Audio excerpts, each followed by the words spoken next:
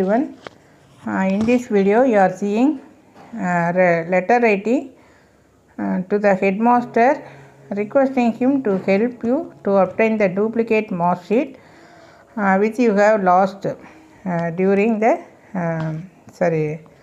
while traveling. So இந்த இடத்துல வந்து டேட்டு இதெல்லாமே இங்கே from to respected sir then subject duplicate mark sheet வாங்கி தரும்படி.